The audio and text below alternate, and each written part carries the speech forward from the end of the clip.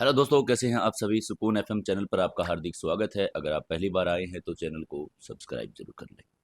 आपको कहानी अच्छी लगती है तो कहानी को लाइक जरूर करें और अपने दोस्तों तक वीडियो को जरूर भेजें।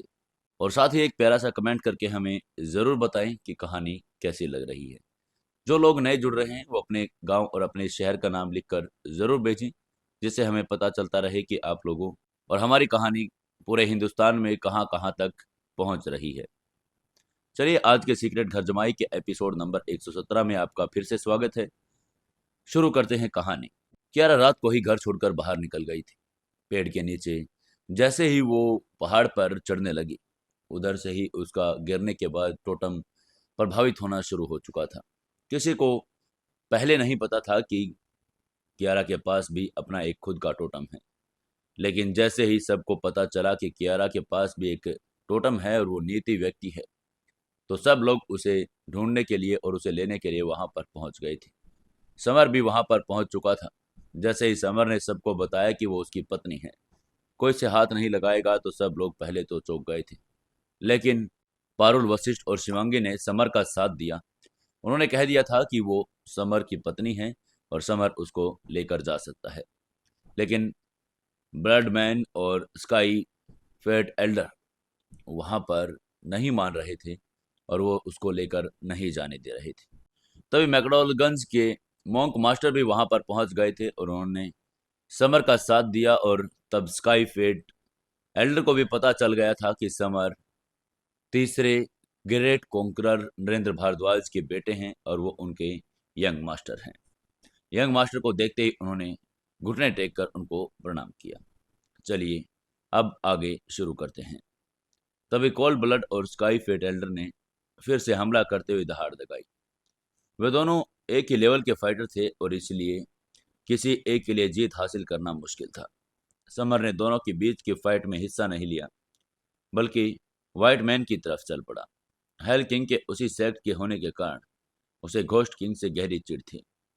जैसे ही समर व्हाइट मैन पर हमला करने वाला था, रितेश चौहान ने अचानक कहा, समर, व्हाइट मैन वास्तव में आपकी पत्नी को चुराने की इच्छा नहीं रखता है। आप इसे जाने क्यों नहीं देते। रितेश चौहान की बात सुनकर समर मुस्कुराया। उसने अहंकार से मुस्कुराते हुए कहा, रितेश, मैं व्हाइट मैन को मारने का फैसला कर चुका हूं। जो भी मेरे रास्ते में आएगा, मैं उसे भी मार डालूंगा। उसकी धमकी सुनकर रितेश ने तिरस्कार से कहा, समर, मैं तुम पर एक एहसान कर रहा हूं। ना शुक्र मत बनो। तुम्हारी ताकत के आगे व्हाइट मैन का कोई मुकाबला नहीं है। रितेश ने अपनी बात इसलिए कही क्योंकि व्हाइट मैन और वो दोनों मुंबई की पावरफुल ताकतें थे। इसके अलावा चौहान परिवार और घोस्ट किंग सेक्ट ने पहले भी पार्टनरशिप की थी। उसे उम्मीद नहीं थी कि समर उसकी बात को इग्नोर कर देगा। उसकी बात सुनकर समर ने हल्के से मुस्कान के साथ कहा, रितेश, मेरी नज़र में तुम्हारा उपकार बेकार है। मैं आज व्हाइट मैन को मारने के लिए दृढ़ हूँ। उसने रितेश के शब्दों को इग्नोर करते हुए व्हाइट मैन की तरफ चल दिया। जब रितेश ने देखा कि समर उसकी बात को इग्नोर कर रहा है, तो उसके चेहरे पर उदासी छा गई। वो समर को सबक सिखाने के लिए आगे बढ़ गया था। तभी पारुल ने अचानक रितेश के पास आते हुए कहा, रितेश, उनके बीच दखल अंदाजी करना बंद करो। ये समर और व्हाइट मैन के बीच का मामला है। शिवांगी ने अपनी पतली पलके थोड़ी झपकाते हुए कहा, हाँ रितेश, ये उनके बीच का मामला है। आप हाई हेवन रैंकिंग लिस्ट में शीर्ष 3 फाइटर्स में से एक हैं। आपको उनके मामलों के बीच हस्तक्षेप नहीं करना चाहिए। दोनों महिलाओं ने समर का पक्ष लिया और इसे देखकर रितेश चिढ़ गया। पारुल मुंबई के वशिष्ठ परिवार की बड़ी बेटी थी और शिवांगी फ्लेरी एम्परर सेक्ट की बड़ी बेटी। दोनों का दर्जा बहुत ऊंचा था। दोनों बहुत ज्यादा पावरफुल भी थी। अगर कोई आम आदमी होता तो रितेश बिना सोचे समझे समर पर टूट पड़ता, लेकिन उन दोनों औरतों के सामने अपने गुस्से पर काबू वो नहीं कर पा रहा था। उसने गुस्से में कहा, ठीक है, ठीक है, आप दोनों के कहने पर मैं समर को व्हाइट मैन की लड़ाई में हस्तक्षेप नहीं करूंगा। बदले में मुझे आशा है कि आप भी लड़ाई में समर की मदद नहीं करेंगे। उसकी बातें सुनकर दोनों औरतें भौचक्की रह गई। उन्होंने समर की मदद करने का प्लान बनाया था, लेकिन अब वे ऐसा नहीं कर पा रही थी। तभी समर ने विनम्रता से मुस्कुराते हुए दोनों से कहा, देवियों, आपकी दयालुता के लिए धन्यवाद, लेकिन चिंता मत करो, व्हाइट मैन मेरा मुकाबला नहीं कर सकता है। रितेश को रोककर पारुल और शिवांगी ने पहले ही उसकी काफी मदद की थी। जहां तक बात व्हाइट मैन से लड़ने की थी, तो वो अकेले ही उसके लिए काफी था। तभी व्हाइट मैन ने तुरंत एक काला ब्लेड निकालते हुए उपहास करते हुए कहा, समर, तुमने मेरे भाई ब्लैक मैन को मार डाला। मैं आज तुम्हें मार डालूंगा और उसका बदला लूंगा। काला लंबा ब्लेड लगभग 1.5 मीटर लंबा और 4 अंगुल चौड़ा था। ये पूरी तरह से काला था। उस पर बारीक नकाशी भी की गई थी। जाहिर तौर पर यह एक तरह का खजाना ही था। वहीं समर ने भी तुरंत अपनी तलवार निकाल ली और उसे अपनी छाती के सामने तान दिया। वो व्हाइट मैन की अपार पावर्स को जानता था, इसलिए उसे कम आंकने का जोखिम नहीं उठा सकता था। व्हाइट मैन ने अपने होठ हल्के से सिकोड़ लिए। उसकी आंखें ठंडी चमक रही थी। उसके हाथ में पकड़ा ब्लेड हवा को चीरता हुआ उसे 2 टुकड़ों में काटता हुआ निर्दयता से समर के शरीर पर वार कर रहा था। इसी प्रहार में भयानक फोर्स पावर थी और यह एक भयानक वेग के साथ आया था, मानो समर को 2 टुकड़ों में बांटने वाला हो। हालांकि ब्लेड समर तक नहीं पहुंचा था, लेकिन उसकी आभा ने पहले ही उसके कपड़ों पर कुछ निशान बना दिए थे, जिससे उसकी पावरफुल ताकत साबित हो गई थी। समर ने अपनी कलाई घुमाई और उसने अपनी सारी लाइफ एनर्जी ए तलवार में एकत्रित कर दी। एक हॉरिजॉन्टल वार के साथ उसकी तलवार लंबे ब्लेड से टकराई और जिसके तुरंत ही उनके कारण वास्तव में 2 भागों में बट गई। अपने लेवल के दोनों ही बहुत पावरफुल थे। उनका एक बार हवा को चीर सकता था। रेड फायर तलवार और लंबा काला ब्लेड आपस में टकरा गए। उनकी परछाइयां भी टकराई, जिससे एक बहरा देने वाली धमाका हुआ। उनके बीच की हवा फट गई और जिससे एक काला भंवर बन गया। दोनों हथियारों की चमक जमीन पर फैल गई थी, जिससे पृथ्वी पर लेजर जैसा कटाव हुआ। अपनी पावर्स के नष्ट हो जाने पर समर और व्हाइट मैन दोनों अपनी जगह पर डटे रहे। कोई भी पीछे नहीं हटा, लेकिन गहरी नजरों से कोई भी देख सकता था कि व्हाइट मैन का दाहिना हाथ कांप रहा था। वहीं रितेश, जो उनके बगल में खड़ा था, उसकी आंखें सदमे से भर गई थी। उसने हैरान होते हुए मन ही मन कहा, ये कैसे संभव है? व्हाइट मैन के प्रहार का समर पर कोई असर क्यों नहीं हुआ? वो और व्हाइट मैन दोनों ही ब्लेड को हथियार के तौर पर इस्तेमाल करते थे। वे पहले भी एक दूसरे के खिलाफ होकर फाइट कर चुके थे, इसलिए स्वाभाविक रूप से उसे व्हाइट मैन के प्रहार के पीछे की पावर का पता था।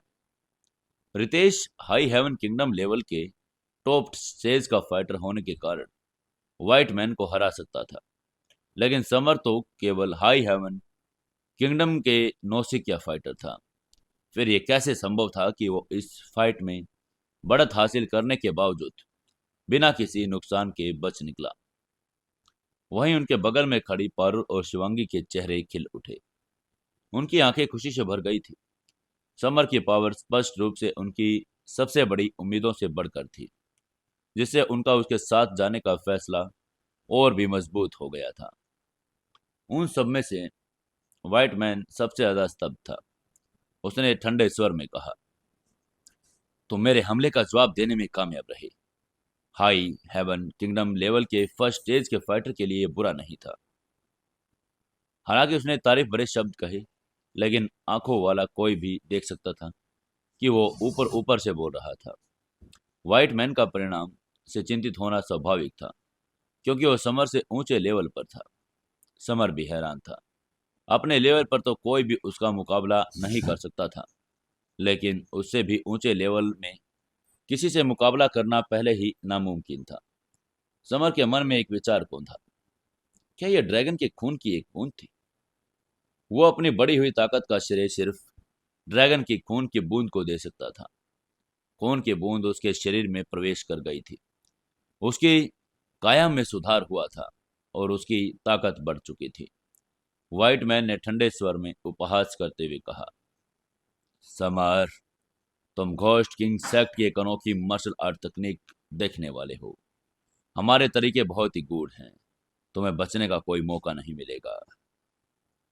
और उसने अपनी मार्शल आर्ट तकनीक का उपयोग कर करने का निर्णय कर लिया था।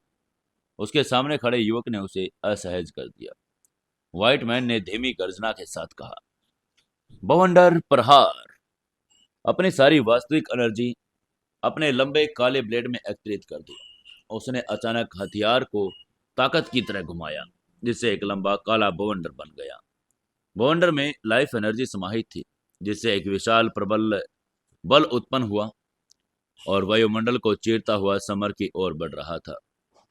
समर ने उसको देखते चिल्लाया, रेड फायर विस्फोट। क्योंकि उनके ओपोनेंट ने उनकी मार्शल आर्ट तकनीक का उपयोग करने का ऑप्शन सिलेक्ट किया था, समर ने भी स्वाभाविक रूप से अपनी तकनीक का उपयोग करने का निर्णय कर लिया था। जब उसने अपनी पूरी एनर्जी एकत्रित कर ली तो उसने अपनी तलवार में लाइफ एलिमेंट डाला, तो वह एक विशाल रेड एयर ब्लड में परिवर्तित हो गई। रेड एयर के ब्लड की नोक अविश्वसनीय रूप से तेज थी, मानो वो असली खंजर हो। धधकती लो लिए वो सीधे काले बवंडर की तरफ जा गिरी, मानो अपने प्राकृतिक शत्रुओं से टकरा रहा हो। रेड एयर के संपर्क में आते ही काला बवंडर टुकड़ों में बिखर गया और लाइफ और हवा के एक तेज प्रभाव में विलीन हो गया था। समर ने इस मौके को हाथ से जाने नहीं दिया। उसने अपनी रेड फायर तलवार एक बार फिर लहराई और निर्दयता से व्हाइट मैन के शरीर पर वार कर दिया। व्हाइट मैन अभी भी अपने प्रहार के गायब होने की सदमे में था। जब उसे होश आया तो समर पहले ही उसके सामने था। आग उसे रोकने के लिए बहुत देर हो चुकी थी।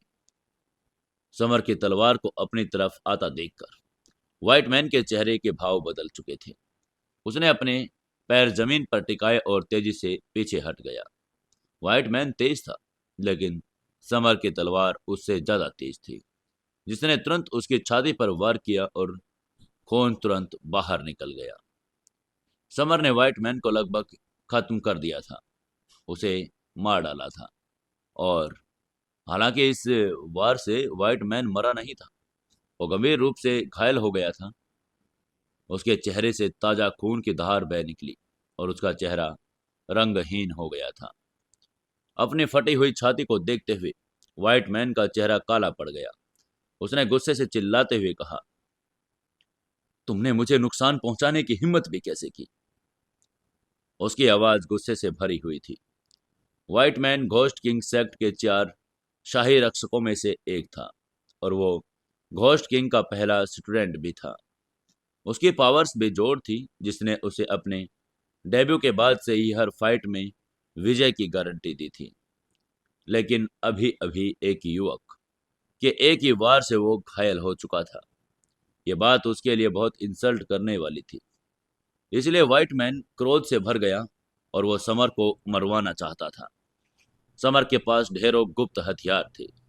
शैडो किंग का टोटम, ड्रैगन के खून की बूंद, ग्रेट कॉन्करर का बैज उसके ये राज थे। व्हाइट मैन की तो बात ही छोड़िए, घोस्ट किंग भी समर के इन हथियारों का मुकाबला कभी नहीं कर पाता। समर ने हल्के से मुस्कुराते हुए कहा, तुम बहुत कमजोर हो। उसकी आंखें नफरत से भरी हुई थी। तभी व्हाइट मैन ने ठंडे स्वर में उपहास करते हुए कहा, घमंडी मूर्ख, तू एक बदसूरत मौत मरेगा। और ये कहते हुए उसने एक गोली निकाली और उसे मुंह में ठूंस लिया। जैसे ही गोली उसके मुंह में गई, वह अचानक एक पावरफुल एनर्जी में बदल गया। व्हाइट मैन का शरीर बड़ा होने लगा था। उसकी पावर्स लगातार बढ़ती गई और वो सीधे हाई हेवन किंगडम लेवल की एक्सपर्ट स्टेज पर पहुंच गया।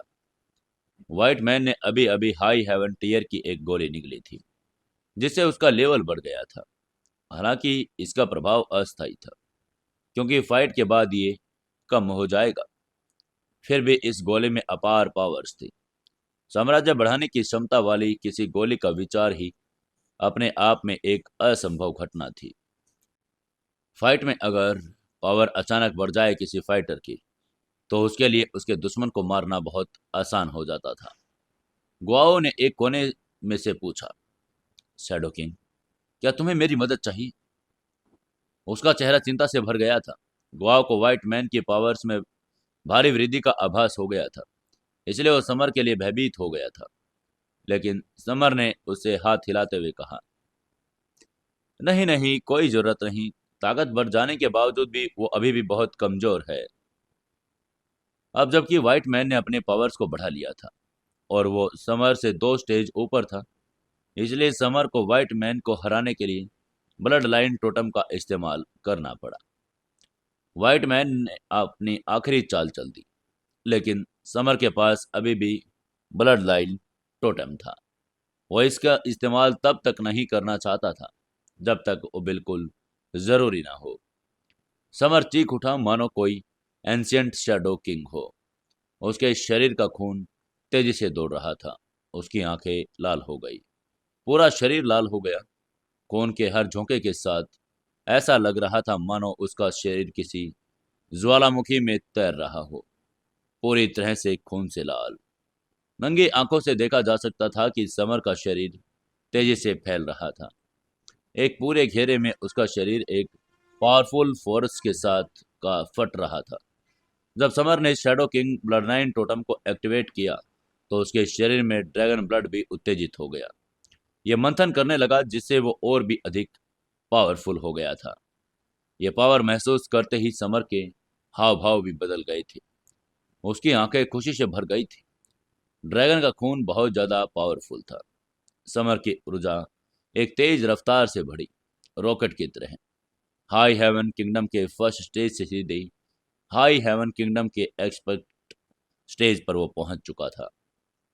उसने मन ही मन खुश होते हुए कहा, हे भगवान, ये ड्रैगन का खून तो कमाल का है।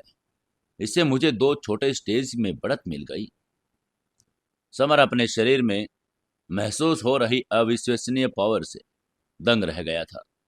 उसे अविश्वसनीय रूप से अद्भुत सा महसूस होने लगा था।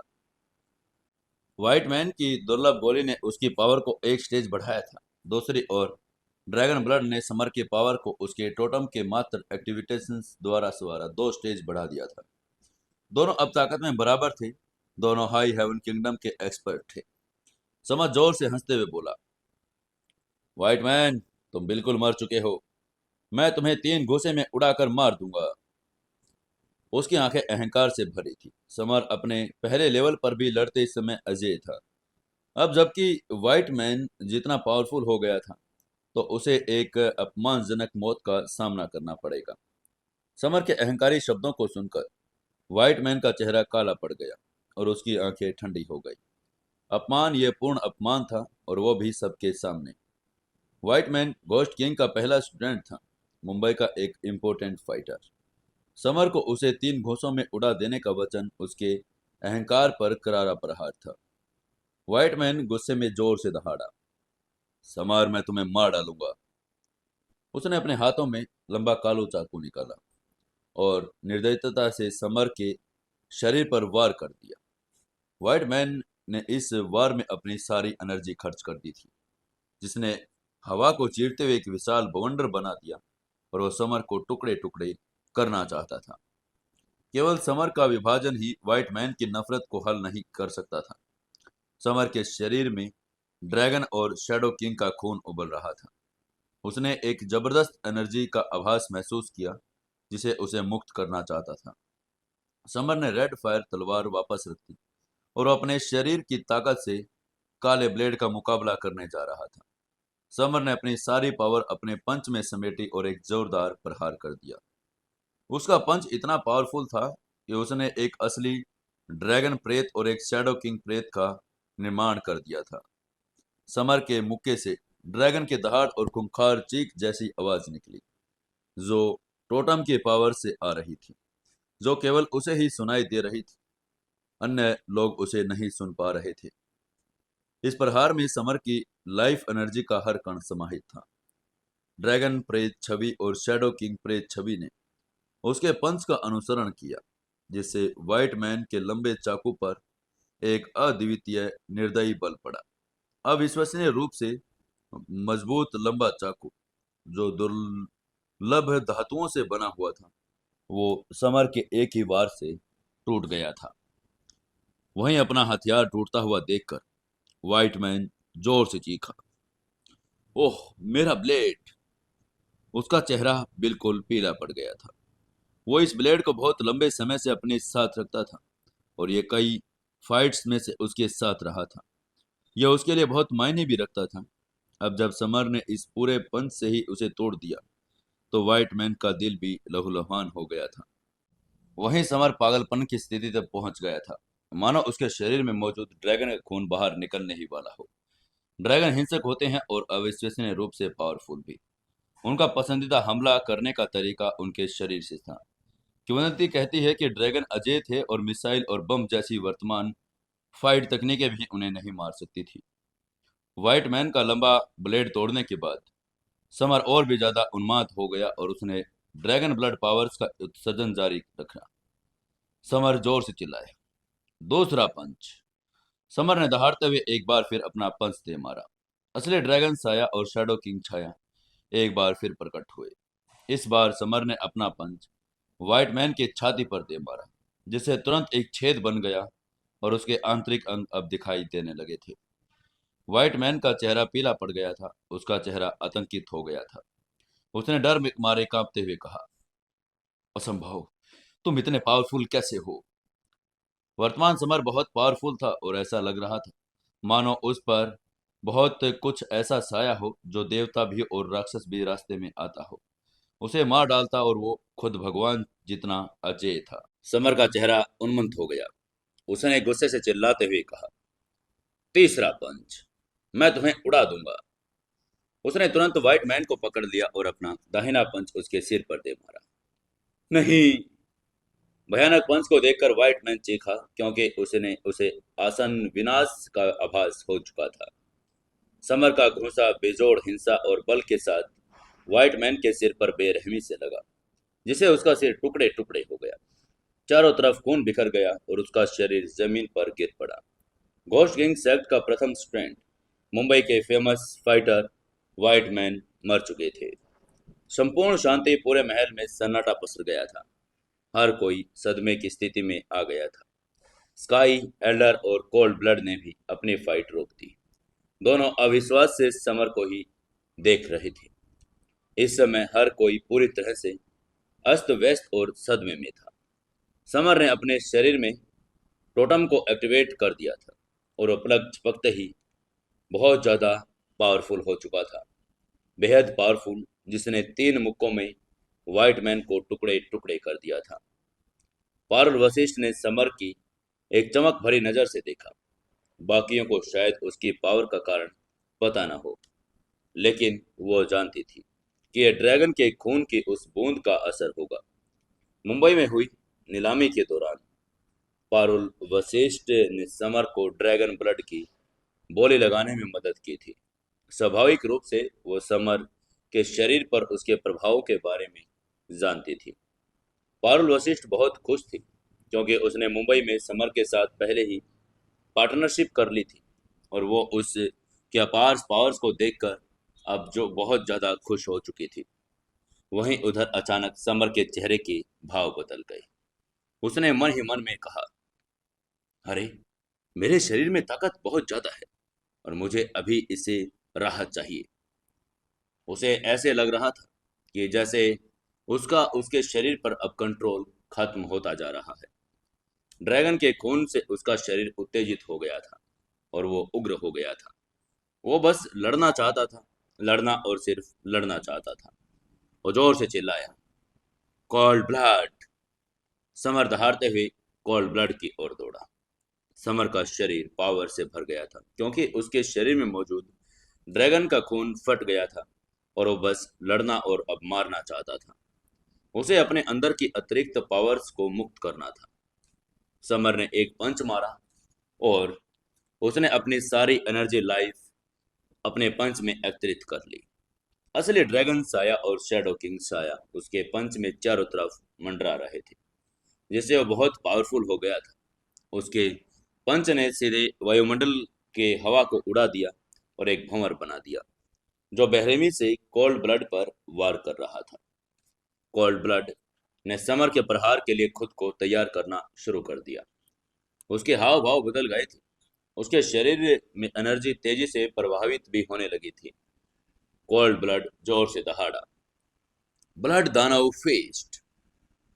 उसका दाहिना पंच तुरंत खून सा लाल हो गया और उसने सामने से समर के पंच पर भयंकर प्रहार किया। तभी एक तेज धमाके की आवाज आई। दोनों पंच हाईवे पर तेज गति से दौड़ती गाड़ियों की तरह टकरा गए थे, जिससे एक भारी बहरा कर देने वाला धमाका हुआ और उस प्रहार ने आसपास की हवा अंदर खींच ली। इतना ही नहीं, यह प्रचंड फोर्स आसपास की तरफ फैल गया था, जिससे जमीन पर पड़े सीधे दो बड़े छेद हो गए। कोल्ड ब्लड ने खून की एक बड़ी धार उगली। उसका चेहरा रंगहीन, आंखें सदमे से भर गई थी। समर को कोल्ड ब्लड को घायल करते देखकर आसपास के लोग भी दंग रह गए थे। वे सभी कोल्ड ब्लड की अपार पावर से परिचित थे और वो ग्रैंड मास्टर किंगडम के अंतर्गत आने वाले सभी किंगडम्स में नंबर वन फाइटर था। लेकिन अब वही नंबर वन फाइटर समर के एक ही पंच से घायल हो गया था। पारुल, वशिष्ठ और शिवांगी दोनों की आंखों में एक चमक से भी आ चुकी थी। ये वैसा ही तेज था जैसा कि पावरफुल पुरुष को देखकर महिलाओं की आंखों में होता है। वही रितेश का चेहरा काला पड़ गया था। वो भी हाई हेवन रैंकिंग लिस्ट में टॉप 3 फाइटर्स में से एक था और ताकत में कोल्ड ब्लड के समान ही था। अगर समर कोल्ड ब्लड को हरा सकता तो समर उसे भी हरा सकता था। सच कहा जाए तो रितेश समर को मारने के लिए कोल्ड ब्लड के साथ हाथ मिलाना चाहता था। समर के निरंतर विकास और लगातार चमत्कार करने की उसकी क्षमता से वो पूरी तरह से अब खतरे में आ चुका था। हालांकि जैसे ही रितेश हमला करने ही वाला था, पारुल वशिष्ठ ने आगे बढ़कर उसका रास्ता रोक लिया, मानो उसने उसके मन की बात पढ़ ली हो। अगर वो हिलने की हिम्मत करता तो वो कभी भी हिलने के लायक ही नहीं रहता। हालांकि वो रितेश का मुकाबला करने जितनी स्ट्रांग नहीं थी, फिर भी मुंबई के 4 सबसे बड़े परिवारों की एक बड़ी बेटी होने के नाते उसकी पहचान उसे रोकने के लिए काफी थी। शिवांगी भी किनारे से हट गई। हालांकि वो और पारुल वशिष्ठ दुश्मन थे, लेकिन उसे समर पसंद था, क्योंकि वो अपनी पत्नी कियारा को बचाने के लिए इन सब आदमियों से लड़ रहा था। सभी औरतें भावुक होती हैं। वो समर को एक औरत के लिए दुनिया से लड़ता देखकर उसकी प्रशंसा करने लगी थी। साथ ही वो अपने उसे पक्ष में भी करना चाहती थी, इसलिए स्वाभाविक रूप से वह समर को जीतने में मदद करना चाहती थी। पारुल, वशिष्ठ और शिवांगी को समर की मदद करता देखकर रितेश ने बोही सिकोड़ दी और वो अपना हमला उसने रोक दिया। वो जानता था कि अगर ये दोनों औरतें सचमुच मिल गई तो वो उनका मुकाबला नहीं कर पाएगा। पारुल, वशिष्ठ और शिवांगी जैसी सुंदरियों को समर के पक्ष में खड़ा देखकर रितेश का दिल भी अब जलन से भी भर गया था। वहीं कोल्ड ब्लड भी हार गया और डर गया। उसने मन ही मन में कहा, ऐसी अविश्वसनीय पावर। कोल्ड ब्लड की आंखें आश्चर्य से भर गई थी, साथ ही थोड़ी घबराहट भी उसे हो रही थी। Cold blood high heaven kingdom level के एक्सपर्ट स्टेज पर था। हाई हेवन रैंकिंग लिस्ट में फर्स्ट पोजीशन पर था और अत्यंत पावरफुल था। इसलिए समर के एक ही पंच में घायल होने के कारण वो इंसल्टेड महसूस कर रहा था। हालांकि कोल्ड ब्लड को यह नहीं पता था कि समर के ड्रैगन ब्लड और शैडो किंग के ब्लड लाइन टोटम ने उसे अपने लेवल में अजय होने की पावर दी थी। हाई हेवन किंगडम लेवल में फाइटिंग एबिलिटी का तो जिक्र ही नहीं किया जा सकता था। अगर cold blood grand master kingdom level का होता तो समर उससे डरता। दुर्भाग्य से हाई हेवन किंगडम लेवल के एक्सपर्ट स्टेज पर होने के कारण उसने समर के प्रति कोई आकर्षण नहीं दिखाया था। तभी समर जोर से दहाड़ा। एक बार फिर से उसके शरीर में एक बार फिर हिंसक एनर्जी फूट पड़ी। उसका शरीर तुरंत लाल हो गया। उसका पंच एक बार फिर कोल्ड ब्लड की तरफ घुमा। बिना चूके कोल्ड ब्लड का शरीर फिर से बाहर आ गया। उसके मुंह से एक बार फिर खून निकलने लगा। कोल्ड ब्लड ने गाली दी, शिट, ये आदमी तो मेरी सोच से परे है। उसे पता था कि समर उन्मत्त अवस्था में था। उसकी पावर्स बहुत हिंसक थी। कोल्ड ब्लड ने डरते हुए मन ही मन कहा, नहीं नहीं, मुझे यहां से भागने पड़ेगा, नहीं तो ये मुझे मार डालेगा। कोल्ड ब्लड अचानक मुड़ा और भागने लगा।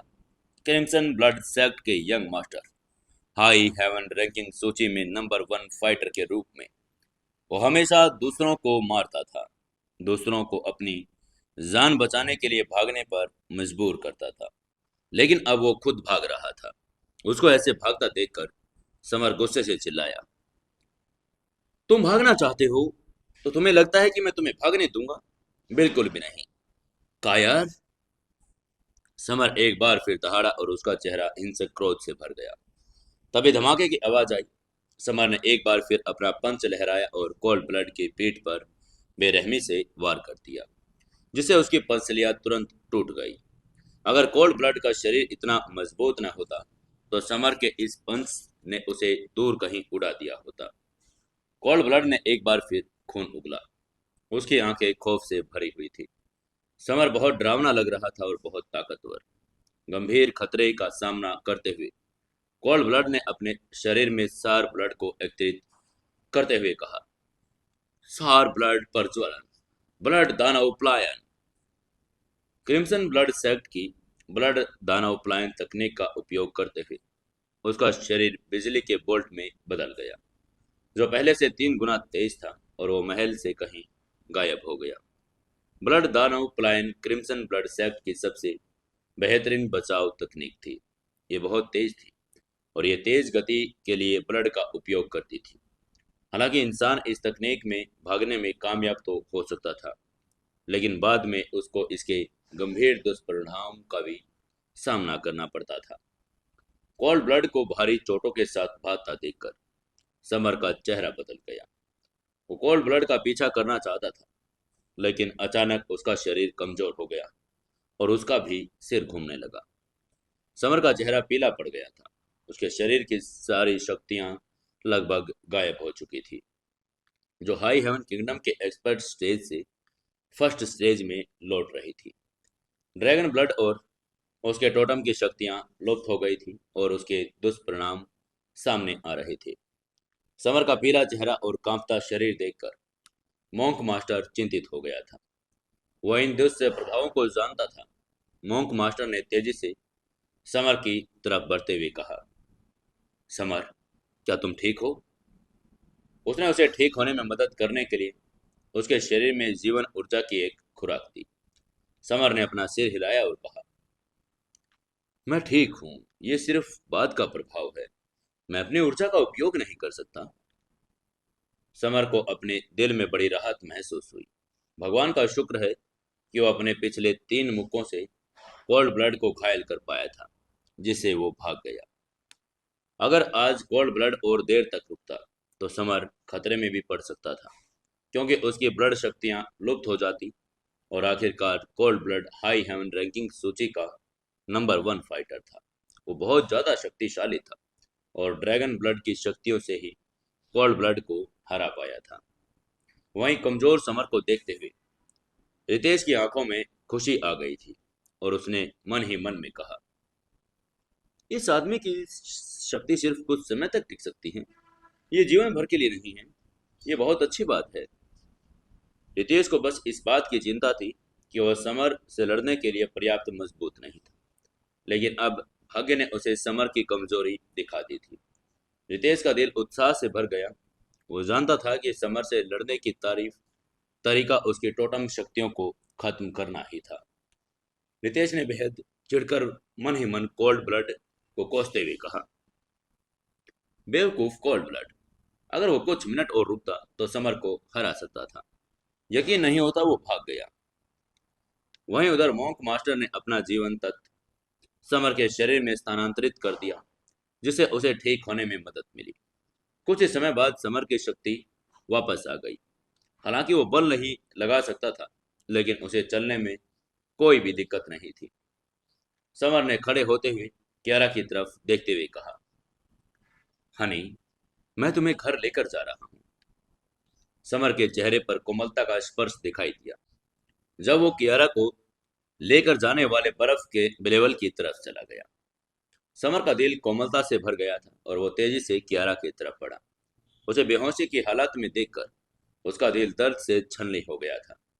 अपने रिश्ते की शुरुआत से लेकर अब तक उसने कियारा से बहुत लंबा सफर तय किया था। कई उतार चढ़ाव देखे थे, शुरुआती गलत फहमियों से लेकर अंततः एक दूसरे पर भरोसा, प्यार और फिर अलगाव तक। जहां तक कियारा के जाने की बात है, समर ने उसे दोष नहीं दिया, बल्कि उसे खुद से बहुत नफरत महसूस हो रही थी। उसके पति के किसी और औरत के बच्चा होने की खबर सुनकर अगर वो कियारा होता तो वो भी चला जाता। समर को कियारा के प्रति अपराध बोध के अलावा कुछ भी महसूस नहीं हुआ, लेकिन बहुत देर हो चुकी थी, क्योंकि वो पहले से ही बेहोश हो चुकी थी। तभी स्काई फेट एल्डर ने समर की तरफ बढ़ते हुए सम्मान पूर्वक कहा, यंग मास्टर, यंग मैडम अत्यधिक दुख के कारण सेल्फ हिप्नोसिस में चली गई। मैंने उन्हें दवा दी थी, लेकिन वो जागना ही नहीं चाहती। जब से उसने समर को great conqueror third master Narendra Bhardwaj का बेटा स्वीकार किया था, तब से वह बहुत आज्ञाकारी हो गया था। शिवम को सेवक के रूप में अब वो देखने लगा था। दूसरों को शायद थर्ड मास्टर नरेंद्र भारद्वाज की महानता का अंदाजा ना हो, लेकिन स्काई फेट एल्डर को ये बात बहुत बिल्कुल साफ थी। उस समय स्काई फेट एल्डर का पीछा करने वाला किलर बहुत कुशल था, लेकिन फिर भी थर्ड मास्टर नरेंद्र भारद्वाज उसे रोकने में कामयाब रहे। स्काई फेट एल्डर की बात सुनकर समर के चेहरे के हाव भाव एकदम बदल गए। उसकी आंखें घबराहट से चमक उठी। यह स्थिति पूरी मेडिकल हिस्ट्री में लाइलाज थी, कोमा से भी बदतर, क्योंकि शारीरिक चोटों और मस्तिष्क क्षति के कारण लोग कोमा में चले जाते थे, उन्हें जगाया नहीं जा सकता था। हालांकि सेल्फ हिप्नोसिस नर्वस सिस्टम की अति उत्तेजना और गहरी उदासी होने के कारण एक अचेतन की अवस्था थी। रोगी सोना पसंद करता था, कभी जागना ही नहीं चाहता था, क्योंकि यह वास्तविकता से बचना चाहता था। समर का चेहरा ये देखकर पीला पड़ गया था। उसकी आंखों से आंसू बहने लगे थे। समर ने दुखी होते हुए धीरे से कहा, जान, मुझे खेद है, यह सब मेरी गलती है। क्यारा ने खुद को सम्मोहित कर लिया था। वो जागना नहीं चाहती थी, समर को देखना भी नहीं चाहती थी, और बहुत दुखी थी, जिसे समर को भी बहुत ज्यादा अपराध बोध हो रहा था। समर ने कियारा के बचपन के बारे में सोचा। उसके पिता ने उसे किसी और औरत की खातिर घर से निकाल दिया था, और ये उसके लिए सबसे गहरा, सबसे दर्दनाक जख्म था। अपने बचपन के अनुभवों के कारण ही कियारा मर्दों से नफरत करती थी, खासकर उन मर्दों से जो एक से ज्यादा औरतों के साथ रहते थे। उसके लिए पायल दूसरी औरत थी, और जो जहरीली औरत उसके पति को छीनने की कोशिश कर रही थी। जब उसका पति उसकी पीछे पीछे पायल के साथ सो रहा था, यहाँ तक कि उसे गर्भवती भी कर दिया था, कियारा के लिए सब बर्दाश्त से बाहर था। खुशकिस्मती से उसने अपना दिमाग नहीं खोया था, वो बस गहरी नींद में सो गई थी। तभी समर ने अपने आंसू पोंछे और कहा, चलो मैं तुम्हें घर लेकर जा रहा हूँ। ये कहते हुए उसने कियारा को अपनी बाहों में उठाया और बाहर चला गया। स्काई फेट दानव किंग समर का पीछा करना चाहता था, लेकिन समर ने उसे रोक दिया। फिलहाल वो बस कियारा के साथ बिना किसी व्यवधान के अकेले कुछ समय बिताना चाहता था। समर ने गुआओ को भी अकेले ही जाने के लिए कह दिया था। वो कियारा को अकेले ही स्काई फेट पर्वत से ले गया। समर अपनी गाड़ी चलाकर बेहोश कियारा को वापस इंदौर ले आया। उस समय विला नंबर 13 में कियारा के माता पिता, मेयर प्रभाकर, जिया, बख्तावर, मिष्टी, बाकी गिरोह लिविंग रूम में इंतजार कर रहे थे। समर के पत्नी का गायब होना एक बहुत बड़ी बात थी, और उसे वापस लाने के लिए इंदौर को प्रयास करने पड़ रहे थे। वो अभी अभी भी घर पर थे और समर की खबर का इंतजार कर रहे थे। जब उन्होंने समर को कियारा की गोद में लिए वापस आते देखा, तो सभी को राहत मिल गई, लेकिन कियारा की बेहोशी की हालात देखकर उनके दिलों में फिर से उदासी छा गई थी। समर ने कियारा को अपनी बाहों में लिए बाकी लोगों से कहा कि कियारा वापस आ गई है, मुझे उसके साथ कुछ समय अकेले चाहिए, प्लीज आप लोग अभी यहाँ से चले जाइए। समर की बात सुनकर सभी ने अपने मुंह हिलाए, मानो बोलना चाहते हो, लेकिन अंततः वो सब कुछ बिना कुछ कहे वहां से चले गए। प्रभाकर, जिया, बख्तावर और अधिकांश लोग चले गए। केवल 3 लोग ही वहां बचे थे, शिवराज, अलिस्का और मिष्टी।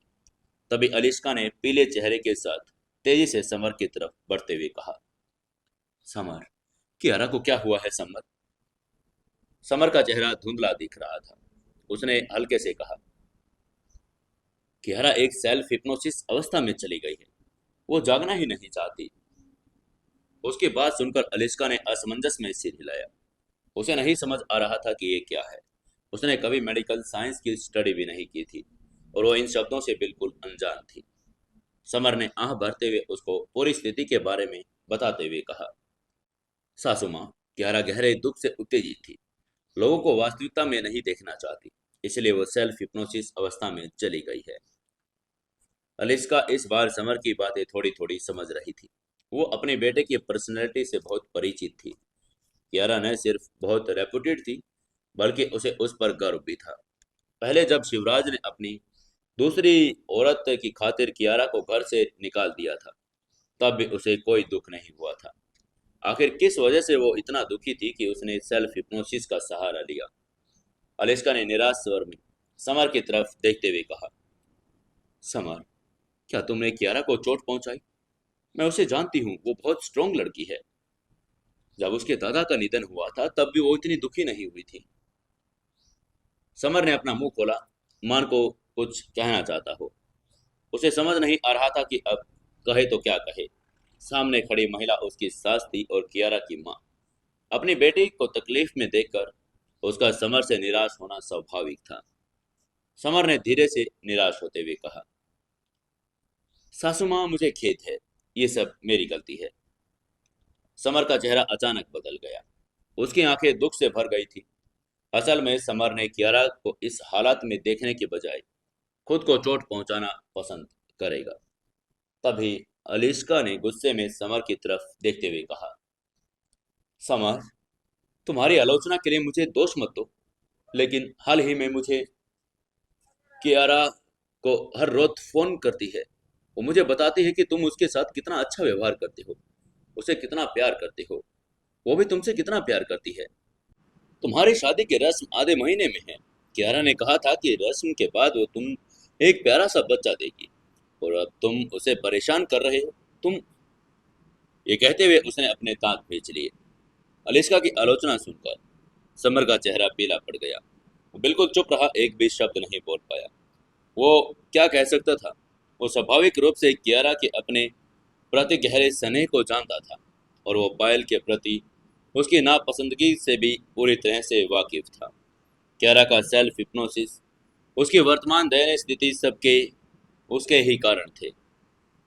अलिस्का को बड़बड़ाते देखकर शिवराज ने अपनी भौहें सिकोड़ी और उसे घूरते हुए कहा, बस इतना बोलना बंद करो। समर भी ऐसा कुछ नहीं चाहता था। लेकिन तभी अलिस्का ने शिवराज पर बरसते हुए कहा, क्या कहा तुमने? मुझे बोलना बंद कर देना चाहिए। मुझे ये बताओ, क्या तुमने कभी कियारा की परवाह की?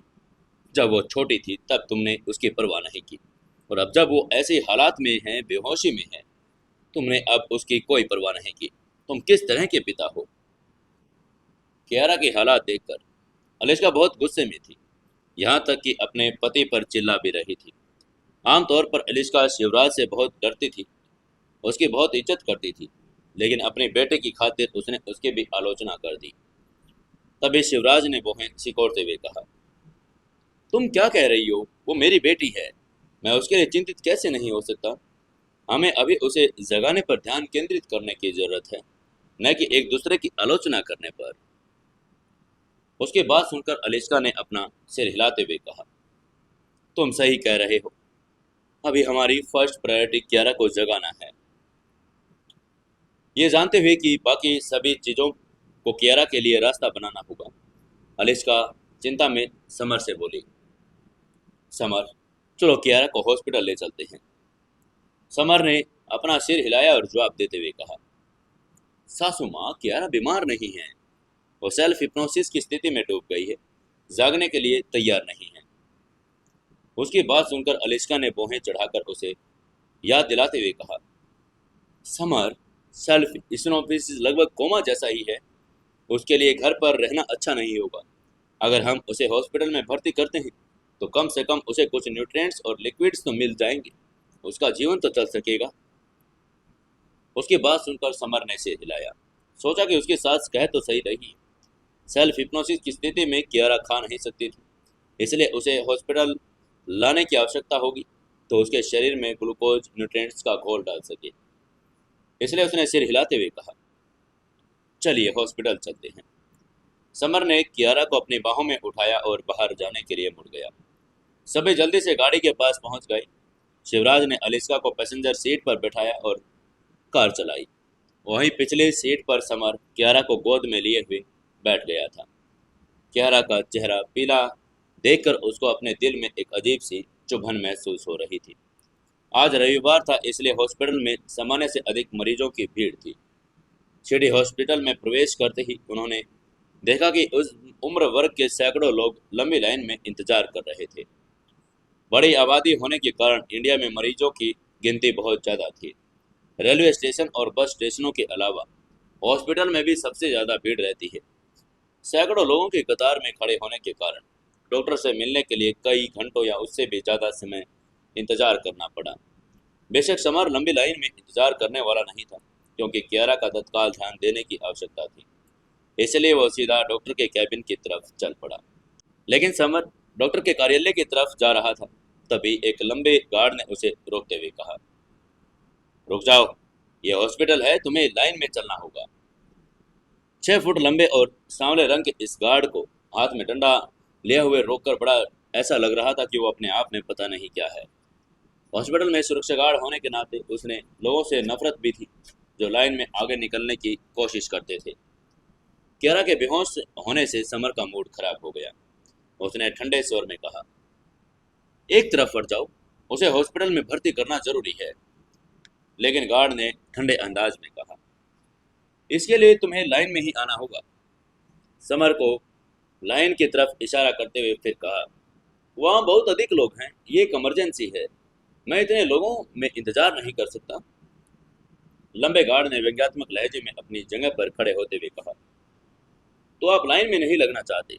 ये एक सरकारी हॉस्पिटल है, यहाँ तुम्हें लाइन के बिना आगे आने की इजाजत नहीं है। उसने समर जैसे कई लोगों को देखा था जो सोचते थे कि उनके पास थोड़ा पैसा है, चाहे कुछ भी कर देंगे। वहीं लंबे गार्ड की बात सुनकर उनके आसपास के सभी लोग भी समर को गुस्से में देखने लगे, क्योंकि वे भी उन लोगों से नफरत करते थे जो लाइन में नहीं लगते थे और लाइन को तोड़ देते थे। लेकिन कियारा के लिए बहुत कुछ करने के लिए तैयार था, इसलिए वो नियम तोड़ने के लिए भी तैयार था। हालांकि लंबा गार्ड केवल उसको रोककर सिर्फ अपना काम कर रहा था, लेकिन समर उससे नाराज हो गया था। इसी समय उधर एडेड उम्र की महिला हाई एंड ब्रांडेड कपड़े और सुनहरे कंगन पहने हुए हाथ में एक लग्जरी पर्स लिए हुए चली आ रही थी। महिला के पैसे और पद का आभास उसके कपड़ों से ही हो रहा था। अधेड़ उम्र की महिला लंबे गार्ड के पास गई और बोली, मेरे लिए एक कमरे का प्रबंध कीजिए, मेरी तबीयत ठीक नहीं और मैं कुछ दिन हॉस्पिटल में रहना चाहती हूँ। लंबे गार्ड ने चेहरे पर भाव के साथ कहा, जी मैडम, मैं तुरंत इसकी व्यवस्था करवा देता हूँ। तभी उन दोनों की बातें सुनकर समर ने थोड़ी भौहें चढ़ाई। पहले उसने सोचा कि गार्ड अपना काम कर रहा है, लेकिन अब ऐसा लग रहा था कि उसने समर को सिर्फ इसलिए रोका क्योंकि उसे वो कोई मामूली इंसान लगा। समर ने महिला की दिशा में इशारा करते हुए ठंडी आवाज में पूछा, तुम मुझे तो लाइन में इंतजार करने के लिए कह रही हो, लेकिन इस औरत को अंदर जाने दे रही हो, ऐसा क्यों है? समर ने सवाल पूछने पर लंबे कद के गार्ड ने अपने चेहरे के भाव बदलते हुए कहा, वो औरत हमारे हॉस्पिटल के वाइस प्रेसिडेंट की पत्नी है। आप एक वाइस प्रेसिडेंट की इंसल्ट नहीं कर सकते, आपको पता है।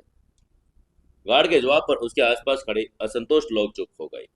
ये कनेक्शंस पर चलने वाला समाज था, क्योंकि लाइन में पीछे हटने वाली महिला हॉस्पिटल के वाइस प्रेसिडेंट की पत्नी थी। इसलिए लाइन में खड़े लोगों ने शिकायत करने की हिम्मत नहीं की।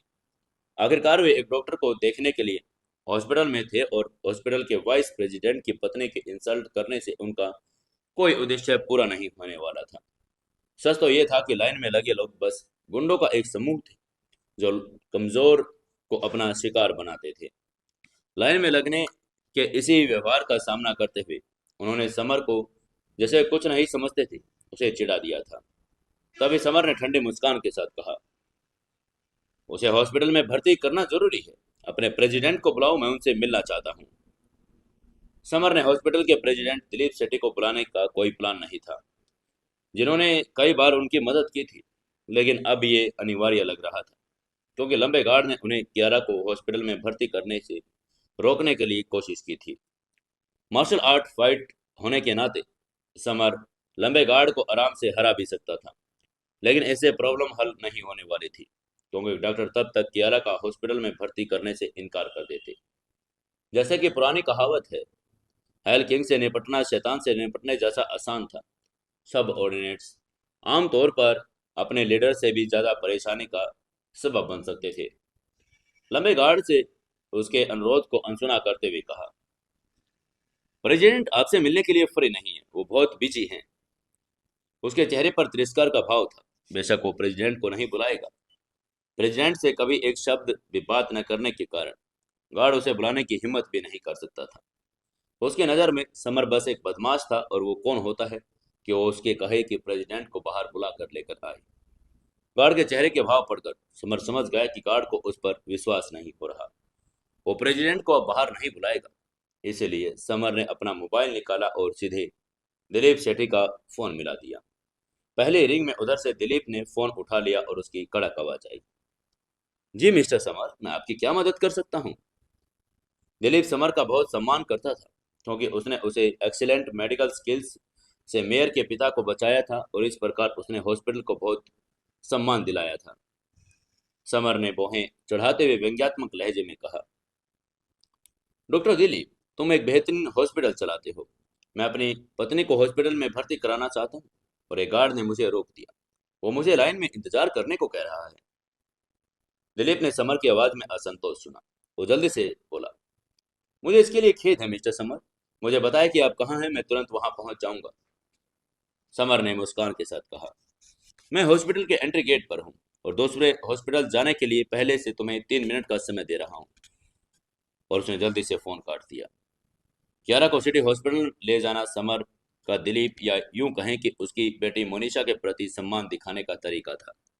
अगर दिलीप 3 मिनट में यहाँ नहीं आता तो समर किसी और हॉस्पिटल में चला जाता और सिटी हॉस्पिटल को अपनी लिस्ट से हटा देता। वहीं उधर दिलीप अपने ऑफिस से एक मीटिंग में बिजी था। तभी उन्हें समर का फोन आया, और मीटिंग में सबको छोड़कर वो कमरे से बाहर भाग गया।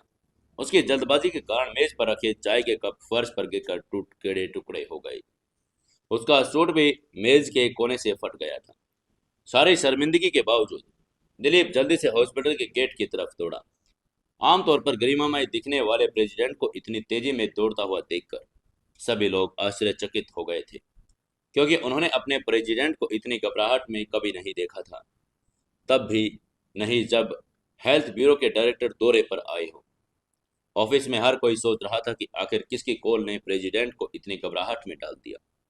वहीं उधर हॉस्पिटल गेट पर लंबे गार्ड ने समर को तिरस्कार से देखते हुए कहा, तुम बस शेखी बगा रहे हो। प्रेसिडेंट तुमसे मिलने के लिए यहाँ क्यों आएंगे? क्या तुम सोचते हो कि तुम मेयर हो? लंबे गार्ड ने फोन पर उसकी बातचीत सुनी, लेकिन उसने सोचा कि यह समर की चाल थी, जिससे लाइन काटने के प्रयास में बस बेहतरीन ढंग से कॉल करने की एक्टिंग थी। हालांकि लंबे गार्ड ने अभी भी अपनी बात पूरी की थी। सफेद कोट पहने प्रेसिडेंट दिलीप अब विश्वसनीय गति से इस दिशा में दौड़ते हुए आ रहे थे। दिलीप सीधा समर के पास पहुंचकर रुका। उसका चेहरा लाल था, सांस फूल रही थी, उसे अजीब सा पसीना आ रहा था। समर तब तक वहां पर पहुंचने की कोशिश में दिलीप ने अपनी सारी ऊर्जा दौड़ने पर ही खर्च कर दी थी। वो कसम खा सकता था कि वो अपनी पूरी जिंदगी में इतनी तेज तक कभी भी दौड़ा नहीं था। प्रेसिडेंट को देखते ही लंबे चौड़े गार्ड ने हैरान होते हुए कहा, प्रेसिडेंट, आप बाहर क्यों आए हैं? लंबा चौड़ा गार्ड आश्चर्य से स्तब्ध हो गया। उसके मन में उसने सोचा, अभी अभी उस युवक ने फोन किया था, अब प्रेसिडेंट खुद दौड़ कर आए हैं। क्या ये मुमकिन है कि वो युवक सच में प्रेसिडेंट को जानता है? इस संभावना का सामना करते हुए लंबे गार्ड की अभिव्यक्ति बदल गई। उसकी आंखें भय से भर गई थी। उसने समर को हॉस्पिटल में घुसने से रोक दिया था, उसका मजाक भी उड़ाया था। अगर प्रेसिडेंट सचमुच समर के लिए बाहर आए हैं तो गार्ड को पता था कि उसका काम तमाम हो जाएगा। उससे अप्रिय विचार से लंबे गार्ड का चेहरा सफेद पड़ चुका था, और ऐसा लग रहा था उसका सबसे बुरा सपना उसकी आंखों के सामने घूम रहा हो। तभी दिलीप ने समर की तरफ इशारा करते हुए लंबे गार्ड से कहा, तुमने इन्हें हॉस्पिटल में भर्ती करने से मना कर दिया है? गार्ड एक क्षण के लिए चुप रहा, स्पष्टीकरण सोचने की कोशिश करने लगा, लेकिन दिलीप ने उसे मौका नहीं दिया। ऐसा क्या कर दिया था दिलीप ने? क्या कर दिया गार्ड के साथ? क्या होगा आगे कहानी में? जानने के लिए जुड़े रहिए अपनी कहानी सीक्रेट घर जमाई के साथ। दोस्तों, कहानी को ज़्यादा से ज़्यादा लाइक करें, शेयर करें और कमेंट ज़रूर से ज़रूर करें।